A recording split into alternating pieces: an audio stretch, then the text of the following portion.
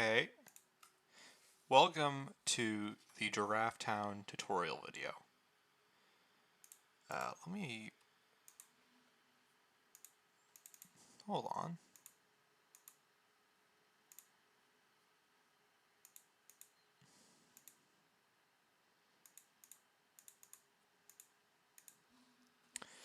So, I am working on a more proper scripted version of this, but this is just going to be a playthrough of the game with my explanation of events, okay? It's recording properly. Here we go. So, this playthrough is very practice oriented. So first things first, we're not going to start the timer. I'm not even going to have a timer for this, but we do not start the timer on a new game. That is a bit of a misconception that I almost made when first starting this game up, but you don't have to worry about it. First and foremost, we're just going to kind of walk through the game and I'll explain all the techniques as I go.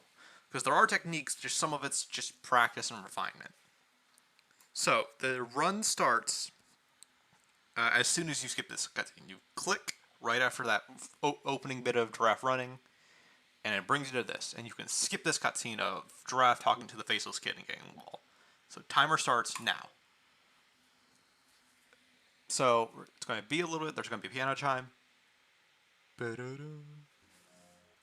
And now we're playing. So first and foremost, do not use a controller for this game. Secondly, for this game, we're going to focus a lot on camera turning. We are not going to be using the A and D keys to turn because Giraffe has a turning rate. So you can see how, even though I'm pressing just left and right, Giraffe is moving forward this way. And that's weird, right? But you can just press forward and you can adjust it, and using the camera works a little bit better. So we're going to grab the ball. Now, these platforms actually have a little bit of a lip. You can see that if I just try to go on them, if I'm just tapping, I won't go up them. I've got to hold it a little bit. So for this is an interesting and important mechanic. For some reason, skipping cutscenes is very awkward in this. So firstly, you start on the no button, so you have to press left and then click. But if you press no, I'm not actionable until a little bit goes by. See how there's a bit of time where I can't click it again? Even though I'm mashing it the whole time. So you're going to want to press yes the first time, and that's more important than doing it quickly sometimes. But in theory, you can just go like that. Just quickly skip through it, be done with it. So that's a tutorial. It's really not that bad. Now on to the main game. This is where so much of the time is going to come from. This is the focus of the game, and that is the bridge. The bridge is brutal, it's difficult, it's long, it's really hard to get used to, but we're going to ignore this phone call for this first bit. That is the crux of this game, is just ignoring that phone call. So, you can see what I'm doing is I'm focusing more on straight line movements and moving my camera. But also, I can cancel my momentum slightly by pressing left and right. You'll still be drifting forward, but it'll be slightly slower because you're redirecting your momentum to be sideways, and you have a lot more room sideways for most of the run. So we're just going to keep tapping forward throughout this. And right now I'm going a little slower than I usually play, but you can see how I'm just focusing on these straight line movements, these big movements. But now I'm going to teach you a new mechanic. This is a big new mechanic. Skid jumping. Bada boom. You can jump over small gaps by pressing forward, then letting go right as you're about to enter. And I'm going to die here. Oh, I'm going to get soft locked, actually. But that's one of the few spots you can soft lock. That was really unfortunate. You'll be stuck falling there forever. So, skid jumping works by, like I said, reaching a ledge. Giraffe enters his falling animation, and that gives him a little bit of height to work with. So, you can do it on 2 wide gaps also, but it's a lot harder. But yeah, you can go like that, and you can see I hit the edge of it, so I bounce up a little bit. So it's not quite as clean as doing it over a 1 high gap, like one of here, like one of these. And I just go like that, and it's very quick. It's very easy. Now, there's a weirder mechanic in place that we'll definitely see later at least once. I'll try to show it off. Which I call magnet feed. That's caused by a skid jump with too much speed is what I think it is, and it causes Giraffe to kind of just stick to the side of a platform. I don't really get it. But it does happen every now and then. So we're just going to quickly run through the bridge. This is mostly memorization and practice, kind of knowing the general layout of how the bridge works. There's a total of 9 checkpoints, but the first checkpoint's so easy to get through that I don't even really count it. For this route, I like doing a skid jump here, then going around here, then going like that. It doesn't really matter how you handle some of those. Those are kind of up to how you do it the fastest, so focus on that first and foremost. So that's Magnet Feet. We just showed it off. You can see there, instead of preserving my momentum, because we're going downhill, so you would think I would go over it and just slide down here with my speed, but instead I stuck to the ledge there for a little bit. That's hitting certain spots in certain ways causes that momentum to be canceled. There's another issue with skid jumping, and that is you actually can't control your momentum when you're in a skid jumping thing. It just preserves whichever direction you're going until you land. Which means if you have too much speed going in a skid jump, you can be locked into... Oh, there's Magnet Feet again. See, I was holding forward that entire time, but it canceled my momentum until I landed properly. That's a very important distinction to know, because it can really change how a run works. So you got to be aware of both.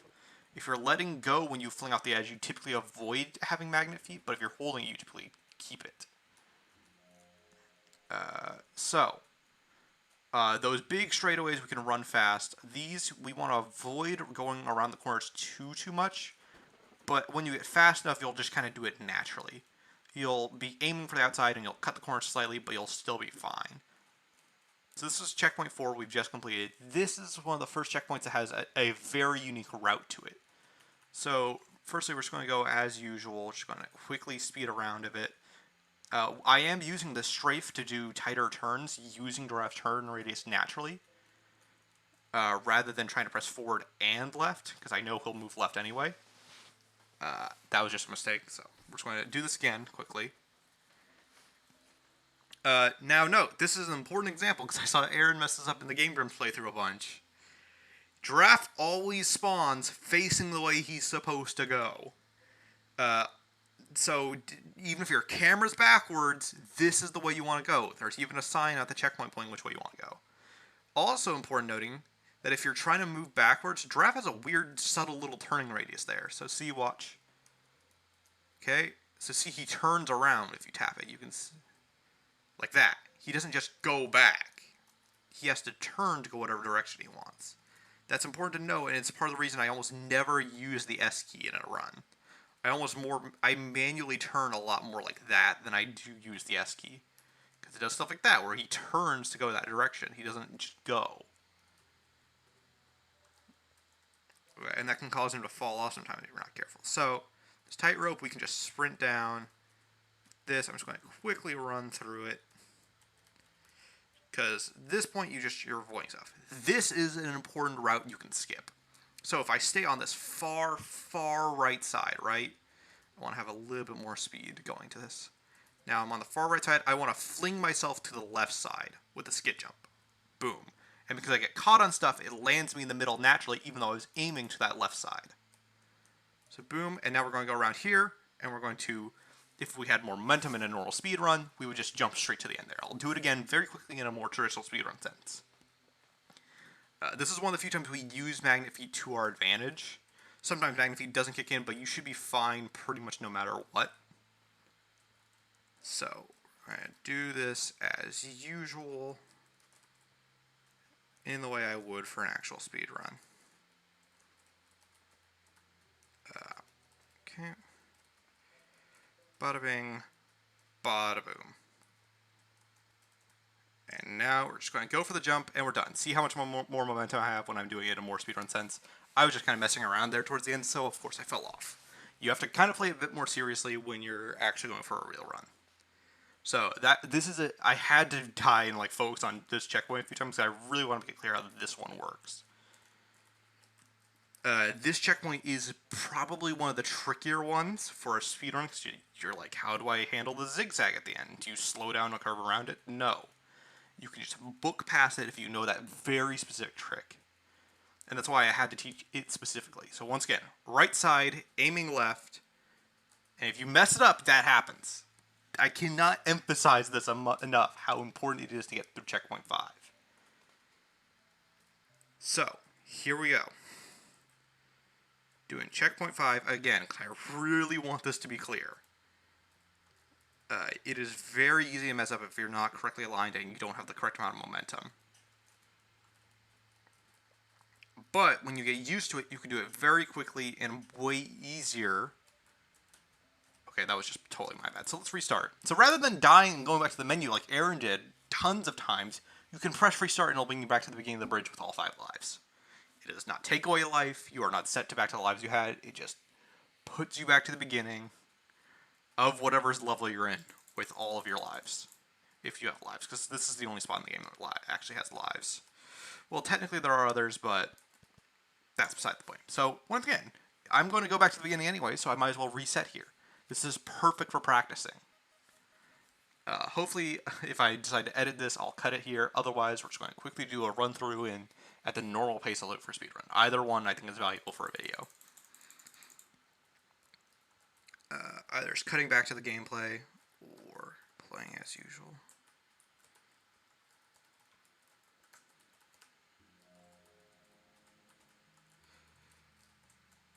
Tapping is very important to the movement of this game, if that was not clear already. Once again, I'm using the camera to turn Giraffe because a controller does not have that subtlety. The controller causes you to flick and overcorrect constantly when you're trying to use it.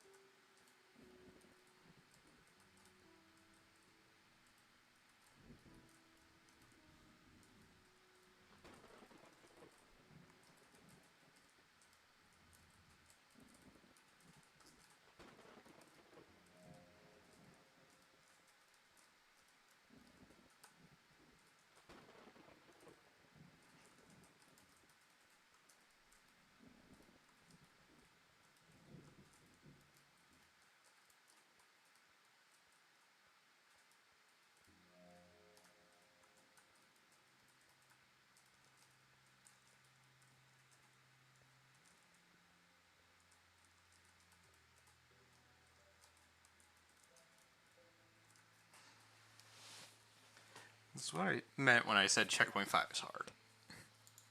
It is not an easy checkpoint, even for me. You may think that the physics would change because of the weather. I don't actually think it does.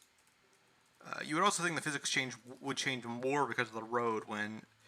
I mean, I think there are changes from the tilts, but it's actually not as extreme as you think. Giraffe's momentum is kind of in a vacuum for the most part. It kind of behaves the same almost no matter what. So that's the proper checkpoint 5 skip. Then you're going to jump over that, ride the line properly, and then this is just a straightaway right here through to checkpoint 6. And checkpoint 6 is pretty easy. It's actually pretty easy to recover on because a lot of it's on a downward slope. So even if you mess up like that, not the end of the world.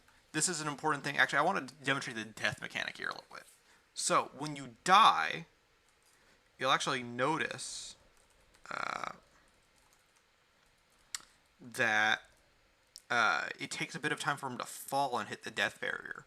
So this is the biggest reason that dying matters in a run. Not only are you resetting back the progress of having to do whatever you died on over again, but you also have to deal with the falling animation and also him getting back up. So the best place to die in the run is right here because the death barrier is right there, and also if you're dying right here, you don't have to redo anything. So if you want to fling yourself into checkpoint 7 from checkpoint 6 somehow, that's a good spot to do it. Now the music kicks up. This bit's just very precise, but it's actually not as hard as it looks. You can do a skid jump here, but it's very precise and difficult. There we go. So it's a lot like the checkpoint 5 one where you have to fling yourself from one side to another. It's not easy, and it's hard to do in a speed run, like get yourself lined up in time. But if you pull it off, it's worth it. This part's a little difficult, but you get used to it. And here's a cool thing you can do. You can just fucking run for it, pretty much. Here. Because worst case scenario, you fly straight there. Or the best case scenario, you fly straight there. Worst case scenario, you might fall off. Which is demoralizing, but you got far, and that's all that matters. So as soon as we hear the... So as soon as Giraffe actually appears, we're going to start holding forward and smashing through the text. If you press forward before that, he actually won't move, and you'll press again. We're going to jump into that stop sign to clip into it a little bit so I can trigger it easier without having to move all the way to the left or right. I'm going to click on that house, then we're going to immediately turn around. I messed it up there because my brain was scrambled. Skip the cutscene here, pick up the keys, skip another cutscene.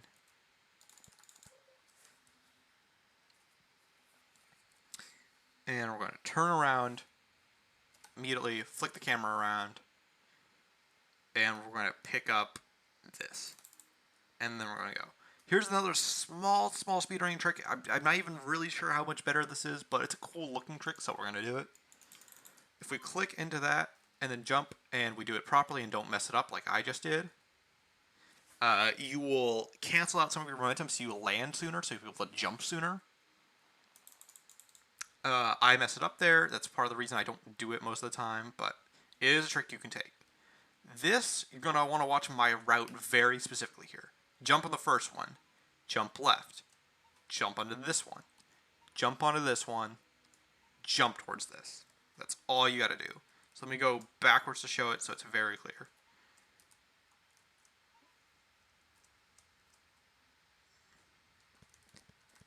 Bad example, but whatever, we'll die and we'll show it again. This is not the most professional tutorial, I'm very aware, but this hopefully should just walk you through it so you know what you're doing. Knowing about how this game works is the first step to this game. So here, a lot of these platforms will fall and kill you if you try to go on them, so here, we're going to go right here, skip the cutscene. Now this is the first time we're going to do a dark walk. So, whenever Giraffe has the clown shoes and enters one of those black screens, if you listen for his footstep sound effect, you can know he spawns in, so you can press forward and move even through that. So, are you ready? We're going to do a dark walk. So we can hear him moving, so we know it worked. We're going to go through the surveillance camera fence there. We're going to jump into this. We're just going to run straight through. We're going to run through the back of the rose shop, pick up the roses. Does the rose shop have a front? Yeah, it's Flowers shop. So now we're going to jump past these two trees here to get a little bit more speed so we can make a little bit of progress even through that text. Now we're going to skip through 3 cutscenes. You can actually mash left on the arrow keys and E to get through this a little easier, but we're going to do this 3 times total. Now listen to the fire, then listen for the footstep. Press right, let go, press forward. And you'll walk through the door through the dark walk. And now you're out, saving you a significant amount of time. Since the Giraffe has a set walking speed now, that's actually a really big improvement. Now we're going to jump as soon as we hit the base of the stairs, hold left, and miss, apparently. Okay, let's go outside so I can show this a little bit again. Okay, bottom of the stairs, press. Now, as soon as you get through the door, press left and mash, click and left in E. They all stack, so you can click with both both sides of the mouse and E to skip through the dialogue as fast as possible. We're going to go into the shoot. We're going to mash the text again as soon as the phone allows you to talk again.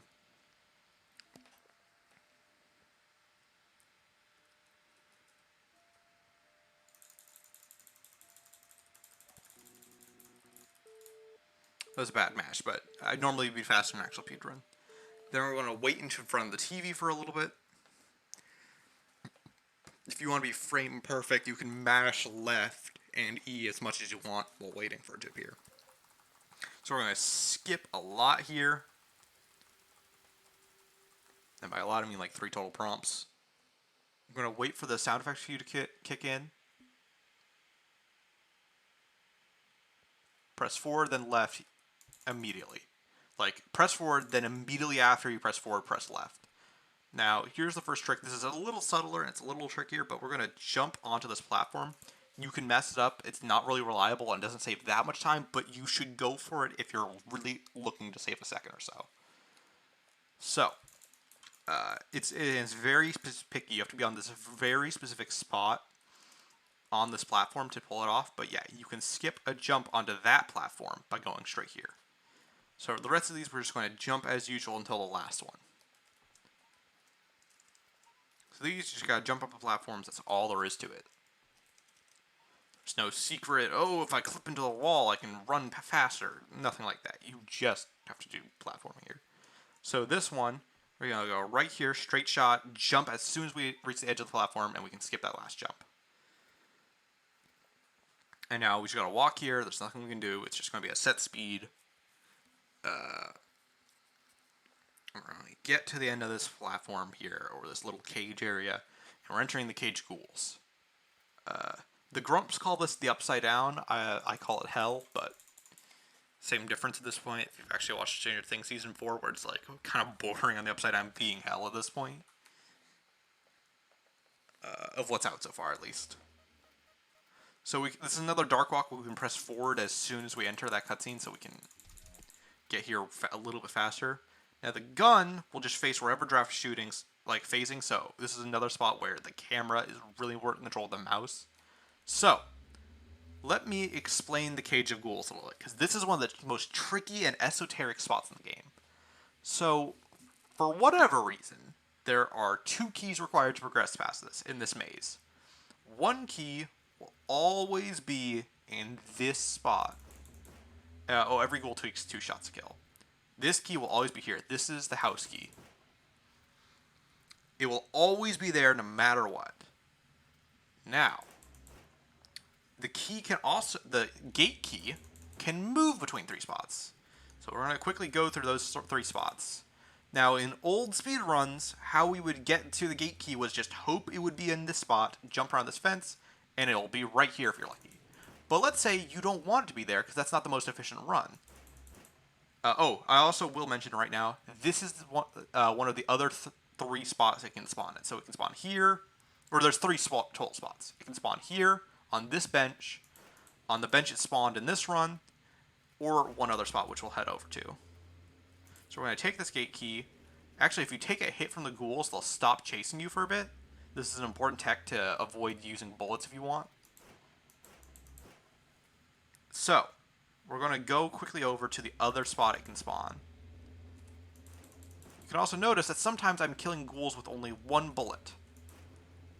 This is because of a weird thing with how the bullet itself, the physical model, actually is what carries the collision data. So if they fly into the bullet after it bounces off of them, it can kill them. So this right here is the other spot it can be, but that's so far away, that's so convoluted you think. This is actually the best spot for it to be. And I will show you why as I reset. This is one of the only useful bugs in the game. Like, this is one of the only times there's a bug that is useful. Almost all of them are useless or detrimental. So, we're going to run through as usual. Now, here's an important thing you can do if you want to manipulate where the key spawns. Every time you pick up the key, it is guaranteed to move to one of the other spots, it seems. This is a bad example. So, we're going to take this ghoul, or any ghoul that spawns. The ghoul's spawn locations are random. We're going to go to this right corner, then go left as it hits me, and it's going to push me through the wall. As all hell breaks out. So, the key, should it be there, will be there, and I can pick it up and just go straight to the end, which is right here. Now, if you go to either the beginning of the cage or this end bit, the ghouls will actually stop following you.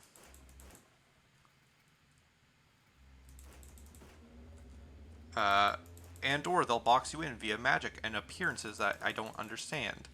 Anyway, so you can see that when we loaded in, the key did not move to that spot because it can move to any of the 3, and I just realized where I was walking.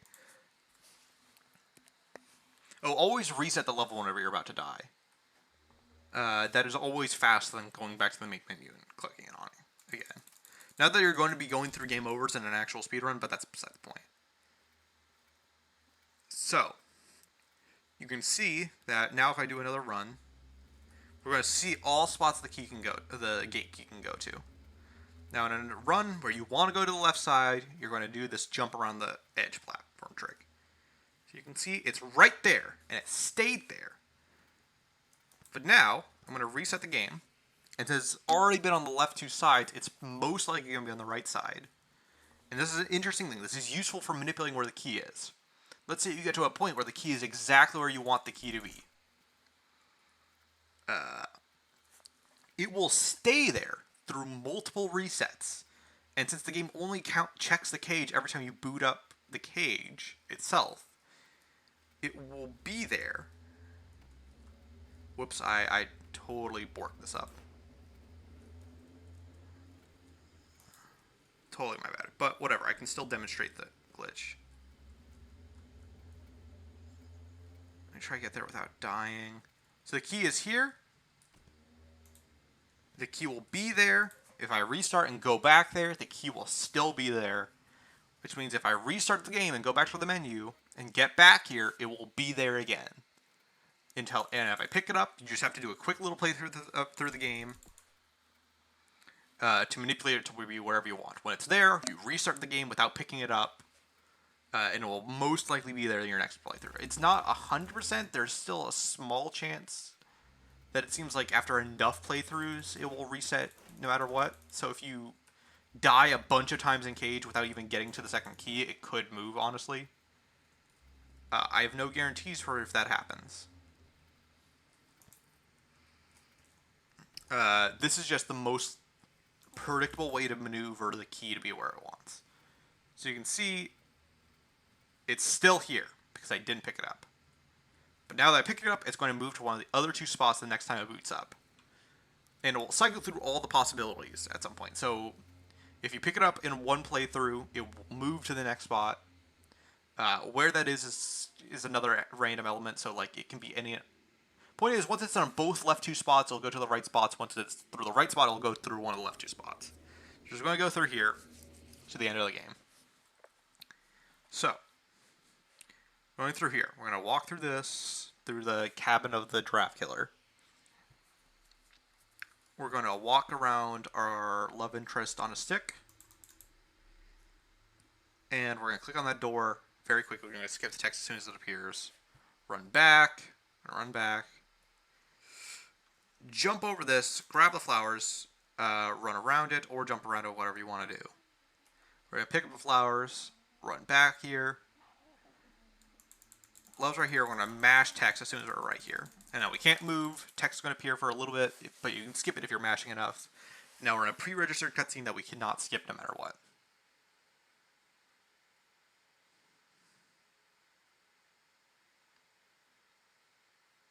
And we're just going to have to wait through this.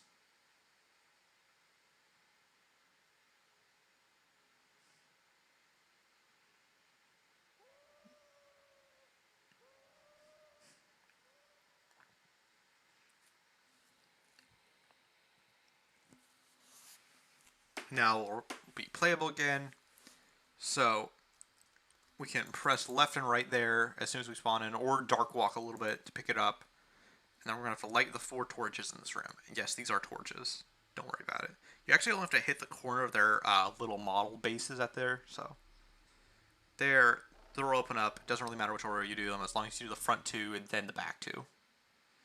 So this bit's another part you can't really control at all. If you want, you can kind of clip onto these wall bits here and kind of get soft locked. When you'll slightly move down here, but normally you'll just walk down here. I am actually soft locked, so I'm going to just save myself a little time and reset.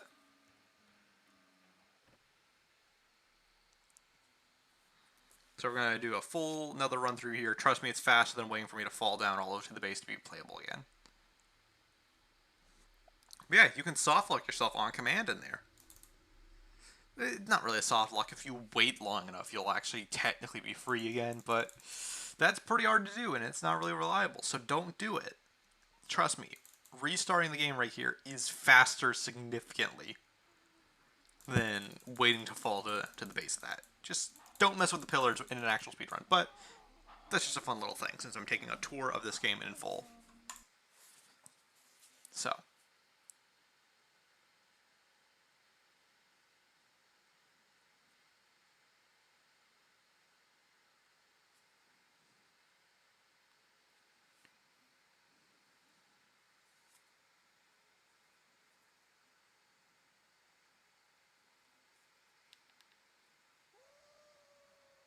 Might want to pull something up on your phone.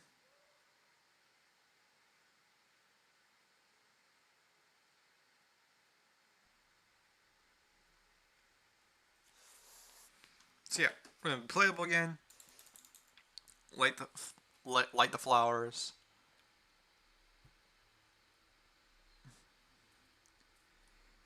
Don't whiff on the torches. I honestly don't know how I'm the world record holder sometimes. But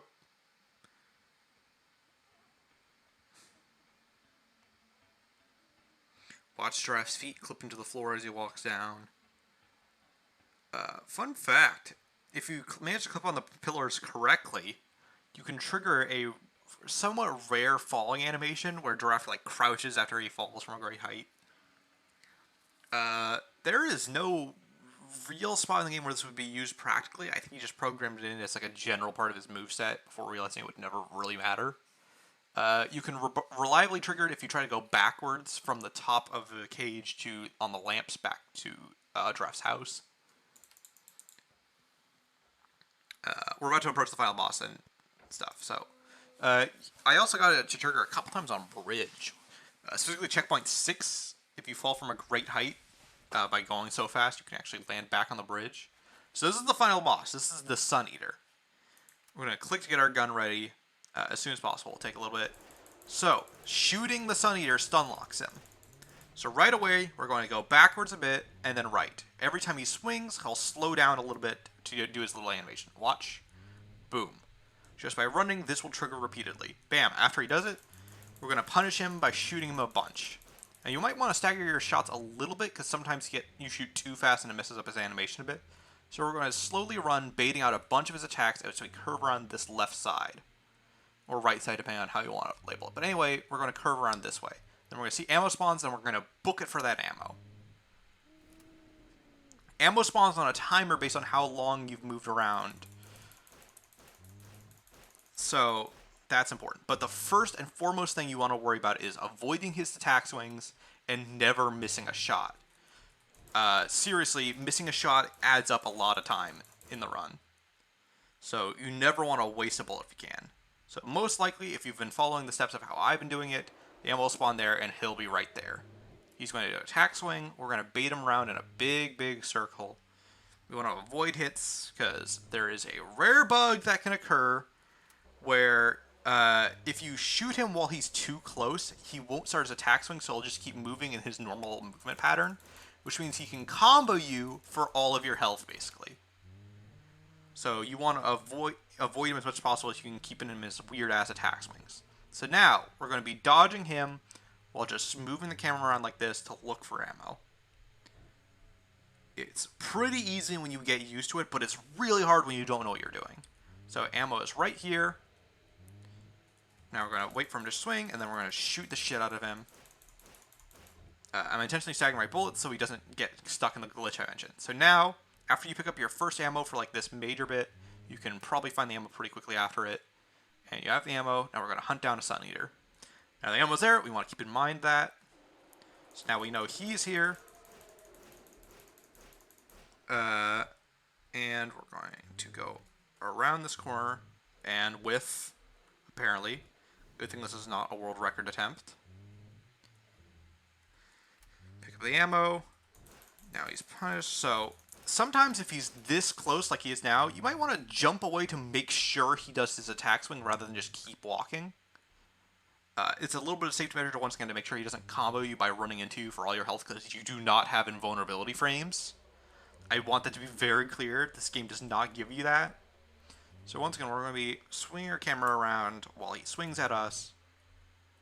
And we're going to be keeping an eye out for ammo. So ammo's going to spawn eventually. It does not spawn right away. Ammo that you do not get will just be in the next cycle, so you can see 2 ammos here because I wasn't able to get 1.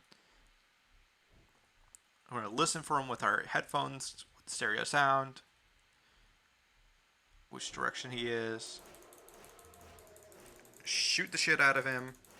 It's going to take about 9 total reloads, because it takes 73 shots, and there's 8 shots each, so It's about a 9 to 10 total. And we're done. That's all there is to it. The boss is not nearly as hard as you think. As long as you know he stops whenever he does attack swings, you're good. You can actually still sort of move here. Fun fact.